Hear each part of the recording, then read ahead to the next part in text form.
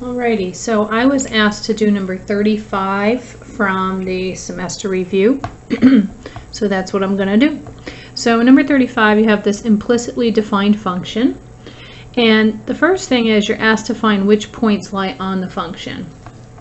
And it's really easy to do. You just take each one of the points that's given and you plug it in to see if the left side equals the right hand side. So anyway, I plugged in the 2 for x and the 3 for y's, and you know the right hand side of this equation equals to 1, so I cleaned up the left hand side and came out with 1 does equal to 1. So that means that the point 2, 3 definitely lies on the graph. Okay, doing the same thing with 1, 1. Again, I plugged it in, got left hand side equals right hand side, so 1, 1 is a point on that function. I kind of missed this one here, so this was the next point given here, negative 1, 2. And when you plug that in, of course, the left side does not equal the right side, so this is not on the function. And when I plugged in the last one, I got 1 is equal to 1 again, so this is. So what I know is that these 3 points lie on this implicitly defined function. So in part B, what they're asking you to do is they're asking you to find the equation of the tangent line at these points on this function. Again, equally easy. The first thing we have to do is differentiate, so using implicit differentiation, right? And so I went ahead and did that. So remember, we're taking the derivative with respect to the variable x. So any terms containing x, you're going to take the derivative of that x just like you would normally. When there's a y or a different variable, well, then you're going to end up, when you take the derivative of that, with that y prime. Now, looking back at this function, don't forget you're going to have to use product rule right here. Okay, this is a product. So down here where I actually took the derivative, and in fact, let me just write the original above it. 2x plus xy minus y squared is equal to 1. That way, it's right there. Hi, Ella. Sorry, my dog's been going nuts since I've been sick, huh? Okay, be a good girl. Be a good girl.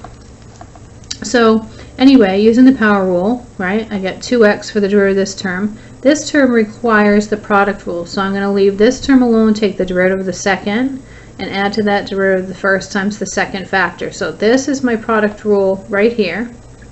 And then this term here, it's 2y, y prime.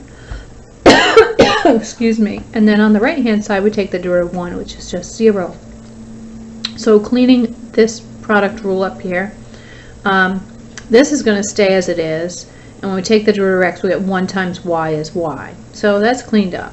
Now that everything's cleaned up, the goal is to get everything else to the other side and just get the terms containing y prime on the left hand side. So I subtracted 2x over and I subtracted the y over. At this point I can factor out the y prime and then just divide both sides by the stuff in the parentheses here. So the derivative of this function is this right here. Okay? Now if I want to find the equation of the tangent line to each of these points, well, I've got the point, so for the point 2, 3, which I know is on the curve, I've got the point. All I have to do is find the slope of that tangent line and then plug it into the point slope formula.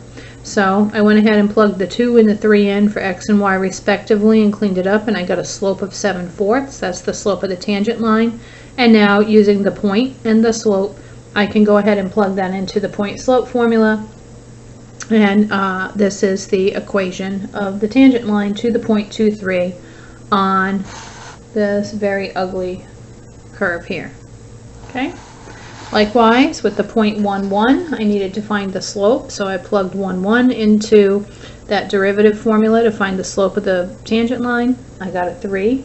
And so plugging the points, the x and y coordinates of that point and the slope into the point slope formula, I get the equation of the line.